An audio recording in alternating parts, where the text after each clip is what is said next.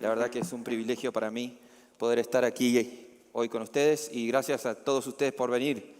Qué bueno que estemos a sala llena. Muchas gracias. Tengo mi pequeño ADN argentino hablándome al oído y no me voy a dejar concentrar porque me dice, qué buen telonero te consiguieron, ¿no? En fin. Todos creemos o todos conocemos lo que es el dinero. A cualquiera que nos pregunten, ¿sabe usted qué es el dinero? Seguramente vamos a decir que sí. Pero no es tan fácil como parece. Alguien podría pensar, bueno, el dinero son los billetes que usamos todos los días. Pero sin embargo, ahora les muestro los números. Eso es solo el 7% del dinero. O sea que el dinero no son billetes. El dinero es el dinero que tenemos en el banco. Bueno, eso es tampoco del todo cierto. Y entonces, cuando tenemos que explicar el dinero desde un punto de vista más académico, más científico, o para explicárselo a un niño que tiene que hacer un trabajo práctico, se pone un poco más difícil. Déjenme darles un poco de contexto. Esto es todo el dinero del mundo. El gráfico está apenas desactualizado un par de años, pero ahora les voy a mostrar los números actuales, pero son más o menos lo mismo y me gusta esta forma para que haya contexto. Todo el dinero del mundo aproximadamente son 100 trillones de dólares, un poquito menos de 100 trillones de dólares. Siempre decimos que en cripto estamos todavía muy temprano, ¿no? Está este meme, we're still early, y todavía estamos muy temprano. ¿Aló? Ahora sí. Y todavía estamos muy temprano. Es un porcentaje muy, muy pequeño de esos 100 trillones de dólares, aproximadamente el 2%, déjame moverme para este lado, aproximadamente el 2% solamente es cripto, ¿sí? Y el oro, que tiene tanto valor, es solo el 10% de todo el dinero que hay. El dinero físico de los gobiernos es solo el 30% de todo el dinero que hay.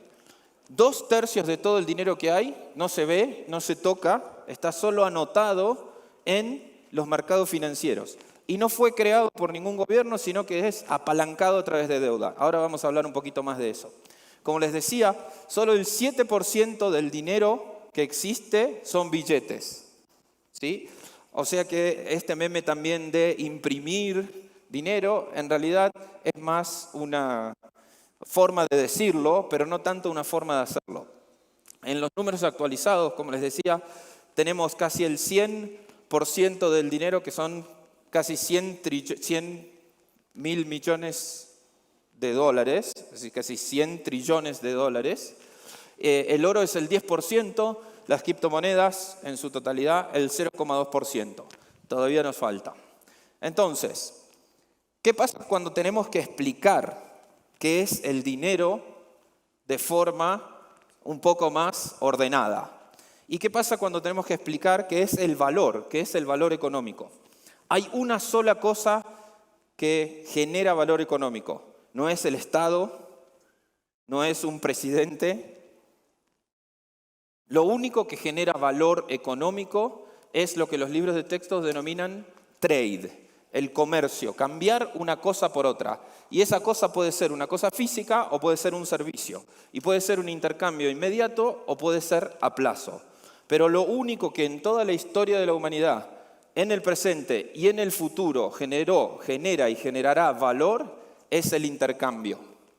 Y esto es importante porque el dinero tiene que ver con el intercambio. ¿Cómo empezó todo? Con el trueque. El dinero es una evolución darwiniana. Los humanos creamos el dinero como una necesidad, no la crearon los gobiernos se metieron con el dinero hace muy, muy poco tiempo, cerca de 200 años atrás. En toda la otra historia de la humanidad siempre hubo dinero y nunca han tenido que ver con los gobiernos. ¿Cómo se crea esto? Con el trueque, todos habrán estudiado el trueque, todos saben lo que es, no lo voy a explicar, pero es importante cómo se crea el valor. El valor se crea a través de cambiar una cosa por otra, y cambiamos una cosa por otra cuando empezamos a tener excedentes. ¿Cómo se generan los excedentes? Con productividad. ¿Cómo se genera la productividad? Con especialización. ¿Cómo pasó esto?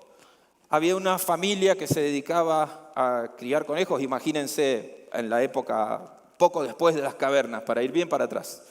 Y empezaron a entender cómo criar los conejos, sabían cómo alimentarlos y demás, pero solo tenían conejos, ¿no? Les sobraban conejos, estaban un poco cansados de comer conejos todos los días. Del otro lado del río, una familia sabía plantar trigo. Y se especializaron en plantar trigo, tenían más del que precisaban para comer. Y entonces estaban un poco también cansados de solo comer trigo, pero eran especialistas en solo hacer eso. Hasta que un día, cerca del río, se encontraron las dos familias y uno le dice al otro, ¿cómo le va, don Pérez? Bien, aquí, cansado de comer conejos. Y usted, muy cansado de comer trigo y pan, no aguanto más. Y ahí surgió la palabra mágica, que todos ustedes ya se están imaginando. ¿Ah? Te lo cambio. Y como para los que hacían trigo, el trigo valía muy poco, el pan valía muy poco, y para los que hacían conejos, el conejo valía muy poco, pero para los otros era al revés, se cambiaron uno por otro. Y eso empezó la historia del trueque, y eso empezó la historia del valor. Si uno solo tuviera conejos para comer y no le sobraran, no tendrían valor, porque no los podría cambiar por nadie. El valor existe desde que existe el excedente existe desde que existe la productividad viene con la tecnología. Y ese intercambio se empieza a hacer en las cosas que cada uno tenía o las cosas que cada uno le sobraba. Ahora esto empieza a tener algunos problemas, el trueque tiene algunos problemas, los bienes son poco divisibles, el señor que producía vacas cada vez que quería ir a cambiarlo por cerveza tenía algunos problemas. Bueno, lo podía cambiar por muchas cervezas y esa era una noche muy buena, pero al otro día, ¿no?, había problemas y el resto del mes ya no tenía más la vaca para cambiar por cerveza. Podía entregar una parte de la vaca, pero como todo el mundo sabe, baja su durabilidad, ¿no?, si uno le quita una parte. Entonces, hay problemas de divisibilidad, hay problemas de coincidencias en las preferencias. El pobre que criaba tigres no conseguía nunca cambiarlos por nada. Y hay problemas de intertemporalidad con el trueque. Es decir, aquel que producía camisas, por ejemplo, para intercambiarlas con el que producía pan producía todos los días, el que producía camisa la cambiaba una vez por mes. Si lo cambiaba por los 30 panes, uno por día, se le ponían duros, un problema, ¿sí? Y entonces, ¿qué hizo la humanidad? A alguien en algún momento se le ocurrió utilizar un símbolo. Y entonces dijo, agarremos algo que está en todos lados, que está en la naturaleza, y pongámonos todos de acuerdo que esa concha marina o esa piedra preciosa o esa planta de cacao sirve como símbolo para cambiar tantos símbolos por vacas y tantos símbolos como cervezas. Técnicamente, los símbolos sirven para realizar intercambios intermedios. Y ahí apareció el dinero. El dinero es solo y solo siempre será un símbolo, nada más. Lo único que es el dinero es un símbolo que sirve para hacer intercambios indirectos, presentes o futuros. Podríamos terminar acá, pero me quedan como 15 minutos, así que les voy a dar algunos ejemplos más. Todo el mundo sabe, ¿no?, que el salario se llama salario porque se pagaba en sal. ¿Y por qué se pagaba en sal? Porque era el símbolo, el commodity que se utilizaba para preservar la carne en la época que no había heladeras. Y entonces era útil como símbolo. ¿Cuáles fueron los símbolos que más se fueron utilizando? Y de vuelta, esto no lo ponía ningún gobierno, lo empezaba a hacer la gente de motu propio por necesidad. Es una evolución darwiniana. ¿Cuáles símbolos se empezaron a utilizar? Aquellos que tenían 3 características principales, que son las características del dinero en los libros de texto. Si ustedes estudian economía en la universidad, les van a decir el dinero tiene 3 características: unidad de cuenta, medio de pago y reserva de valor. ¿Cuál fue el símbolo que mejor representó esas características? Alguno que sea confiable, creíble, útil, portable, divisible. Y el que históricamente mejor cumplió con esas características fue el oro. El oro, como no se puede falsificar, como hay muy poco en el mundo, como es divisible, como es durable, como está descentralizado, porque ningún gobierno lo controla, está en muchos lugares del mundo, se convirtió en el mejor símbolo posible para obrar como dinero. Puede ser unidad de cuenta, puede ser medio de pago y puede ser reserva de valor. Ahora, en la vida moderna es un poco más complicado manejarse con oro. Imagínense que van al McDonald's con un lingote y un martillo y tratar de cortar el pedacito justo, ¿no?, para pagar el Big Mac. Es un poco problemático. Entonces se empezó a utilizar como reserva de valor, ¿sí? Tenemos entonces un activo descentralizado, incensurable, con oferta global y con escasez trazable. Y esto va a tener algunas características similares a algo que vamos a hablar dentro de un ratito. Y entonces es muy buena reserva de valor. En la vida moderna no tanto unidad de cuenta, no tanto medio de pago. Pero sí es el símbolo que históricamente escogieron los humanos, las personas, para hacer intercambios indirectos. Y eso se llama dinero. Tan escaso es el oro que si lo juntáramos a todo el oro que existe y que existió, como es durable, es muy probable que en sus cadenas o en sus anillos que ustedes tengan haya algunos átomos de oro que estuvieron alguna vez con Cleopatra, Julio César o vaya a saber quién. Si juntamos todo el oro que alguna vez existió en el mundo, entra en 4 piletas olímpicas. Nada más.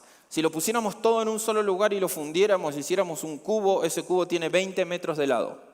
Todo el oro que resta minar solamente es 1/5 del que hay, y no hay más. Solo va a haber una cantidad fija de oro, y ya sabemos cuál es, y ya sabemos cuánto va a haber más o menos de aquí al fin de los tiempos. Y eso tiene alguna similitud con alguna otra cosa que vamos a hablar después. Pero esa escasez y además esa distribución es distribuido. Algunos habrán escuchado hablar de Fort Knox y las reservas de oro de Estados Unidos, del dólar. Todos los países del mundo, sumados, sus reservas oficiales son solo el 17% del oro que hay. La mitad del oro que hay está distribuido entre todas las personas del mundo en joyas o tenencias personales, ¿sí? Las reservas de los estados son simbólicas, casi no tienen. Entonces, tenemos una distinción entre activos reales y activos financieros. El oro es el dinero más perfecto hasta que lo conocimos en términos de activos reales. ¿Qué quiere decir un activo real? Que tiene valor intrínseco. ¿Qué quiere decir valor intrínseco? Que tiene valor en sí mismo.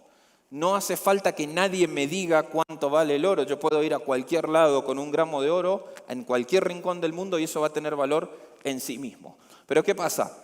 Tiene estos problemas cuando tenemos que ir al McDonald's, y como es escaso, se aprecia mucho respecto de todos los otros bienes y servicios de la economía.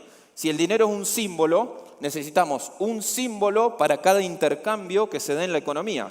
Si ese símbolo es muy escaso, entonces el valor de ese símbolo respecto de todos los otros intercambios que se van a hacer en la economía va a subir. Y eso es un dinero deflacionario y tiene algunos problemas de utilidad.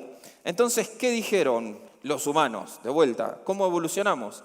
Dijimos, hagamos activos financieros. Si el dinero es un símbolo, lo que podemos hacer es armar nuestro símbolo y que no sea tan difícil y tan caro de conseguir y de minar y de buscar, y pongámoslo en un papelito y digamos, este papelito vale 100, no importa cuánto valga el valor intrínseco del papelito. ¿Sí?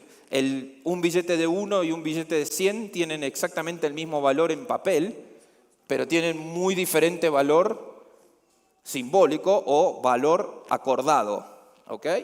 Entonces, tenemos los activos reales que sirven como dinero porque tienen valor en sí mismos, pero no nos alcanzan para todos los intercambios que tenemos en la economía moderna, y entonces desarrollamos activos financieros. Y los activos financieros son símbolos en donde hay un acuerdo. Ahora, hubo un avance tecnológico muy importante por allá por el 1300, si hay contadores en la sala se van a emocionar cuando nombre al fray Luca Pacioli, que desarrolló la partida doble. La partida doble permitió dar certeza a quién tenía cuánto de esos símbolos y permitió tenerlos anotados en un libro, en un ledger, sin necesidad de andar moviéndolos o de tenerlos encima. Y eso explica el crecimiento económico del mundo desde el 1300 hasta ahora. ¿Se acuerdan que les dije solo el 7% del dinero está impreso? El 97% del dinero está anotado. Está anotado en una partida doble, que hasta hace poco tiempo era un cuaderno específicamente, y ahora es un sistema de software en los bancos. Pero ese sistema de software en los bancos no es otra cosa que un cuaderno en donde está anotado quién tiene cuánto. Es un ledger. Ahora, ¿cómo hacemos para confiar que lo que dice el cuaderno es cierto? Porque el que maneja el cuaderno podría anotarse para sí mismo cuantas monedas quiera. Y a partir de 1300 empezamos a necesitar a un príncipe. Y ese príncipe, que de hecho eran los Medici, decían o le daban certeza a la tecnología. Le daban certeza al cuaderno de quién tiene cuánto. Y eso es lo que le dio la seguridad para seguir adelante. ¿Cómo se crea el dinero hoy? El 90% de todo el dinero que ustedes tienen lo crean los bancos, no lo crea el gobierno. Ahora les muestro el mecanismo. Lo crean los bancos a través del multiplicador bancario. Voy a hacer un ejemplo muy rápido con 5 voluntarios de aquí de la primera fila. Imaginemos que armamos un país nuevo que se llama Isla-Tam, ¿sí? Y este país nuevo va a tener $100 de reserva. Solamente entre todos juntamos $100 y yo soy el gobierno, tenemos un banco, un solo banco. No hay regulaciones, no hay nada.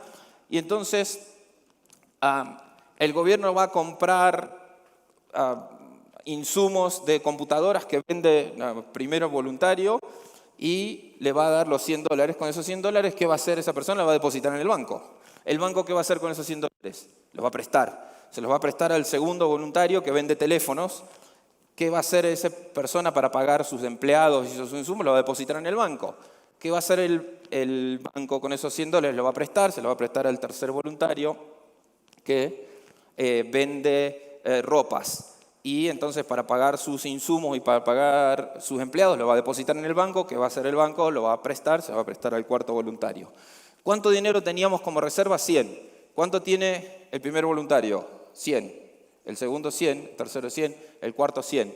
Teníamos 100, pero ahora tenemos 500. ¿Quién fabricó esos 400? El banco, prestando.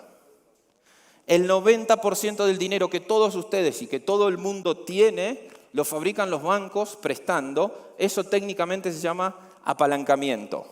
Y eso le da nacimiento al dinero fiat, que es como existe en la economía moderna, que no tiene ningún respaldo, no tiene ningún valor intrínseco. Lo del oro es una mentira, es solo el 0,03%, es simbólico, como respaldo del dólar o de cualquier moneda. Y el único respaldo que tiene ese dinero es la confianza en las instituciones que lo generan.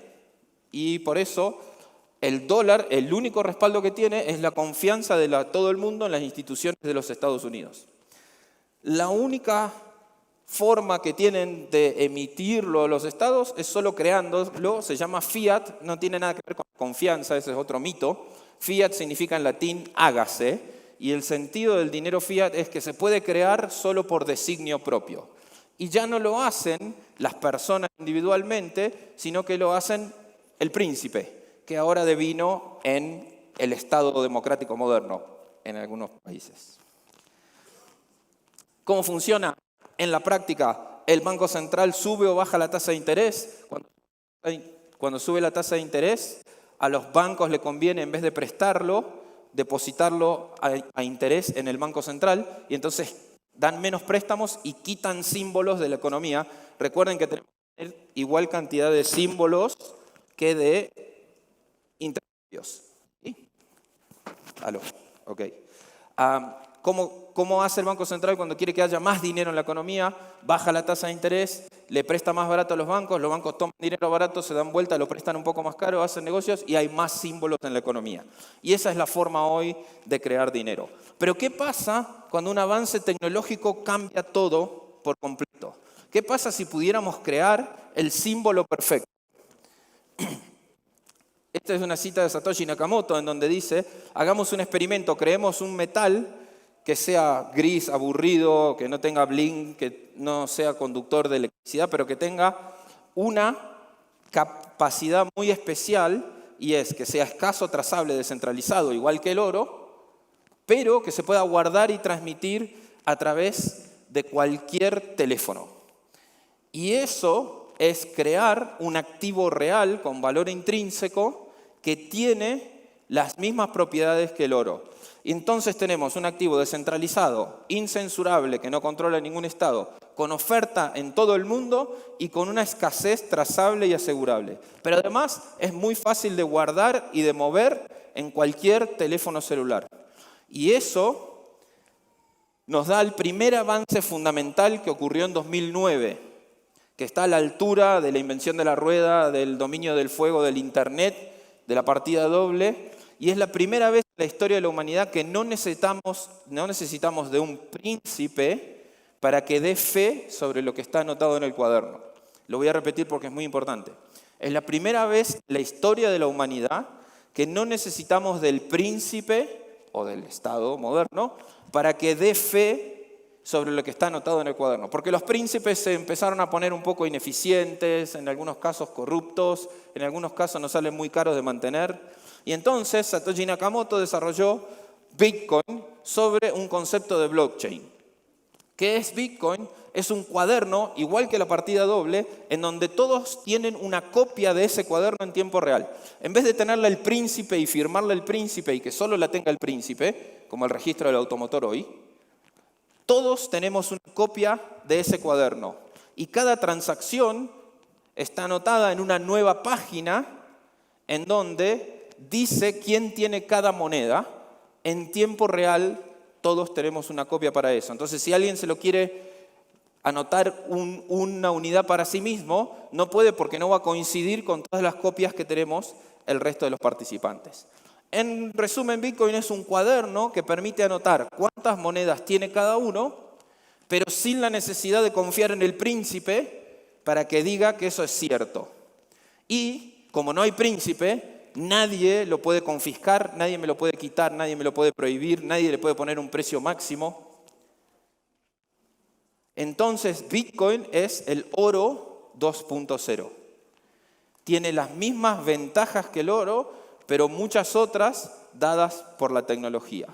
Ahora bien, dijimos que el oro tiene el problema de que como es muy escaso, no hay igual cantidad de unidades de oro que cantidad de intercambios en la economía.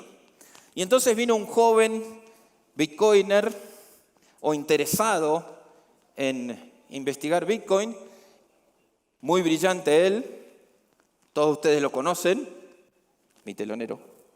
¿Ya? Y se le ocurrió algo fantástico. ¿Por qué no aprovechamos esta tecnología sin príncipe, pero para hacer activos financieros? Para poder anotar un cuaderno, pero no solo de transacciones, sino que pueda anotar, que pueda sustentar instrucciones. Y esas instrucciones son del tipo if this, then that. Si esto, entonces tal otro. Y esa es la base de todo el software. Cualquier programa de software es una serie de loops y nidos de instrucciones if this, then that. ¿Y qué dijo Vitalik? Hagamos un software que pueda correr sobre una plataforma blockchain en donde lo que dice el software, esa instrucción es final, igual que una transacción de blockchain tradicional como en su momento era de Bitcoin. Esto dio nacimiento obviamente a Ethereum y dio nacimiento a los contratos inteligentes, a los smart contracts. Ethereum está pensado como una plataforma sobre la que se puede construir a través de código activos financieros. Y eso nos permite crear tantos símbolos perfectos como necesidades tengamos. Y entonces va a ser no solo el oro 2.0, sino que va a ser la sal 2.0, el cacao 2.0, la soja 2.0, o cualquier símbolo que necesitemos usar para garantizar o para hacer intercambios indirectos en cualquier cantidad que sea eficiente, ¿sí? Y entonces podemos desarrollar monedas o tokens que se ajusten a cada necesidad o función de la moneda. Unidad de cuenta, reserva de valor, medio de pago, no solo reserva de valor. También podemos hacer protocolos que funcionen como producto financiero y eso es DeFi, de lo que vamos a hablar un montón hoy. Con Ethereum podemos construir activos financieros que nos permiten dar el siguiente paso a la evolución de la moneda.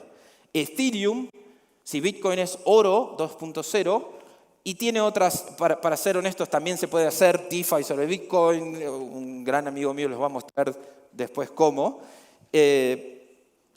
Pero Ethereum, y para resumir porque ya no tengo más tiempo, es el dinero 2.0, es la plataforma que nos va a permitir crear símbolos perfectos. ¿Qué se puede hacer?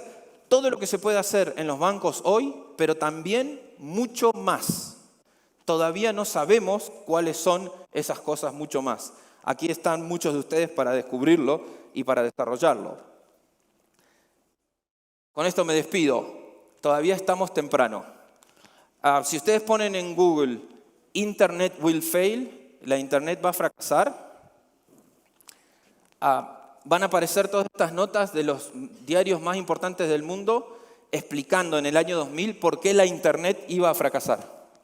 Porque no se podía compilar, porque no se podía mandar audio a través del protocolo, porque por todo un montón de cosas que en el año 2000 todos los expertos decían que la Internet va a fracasar.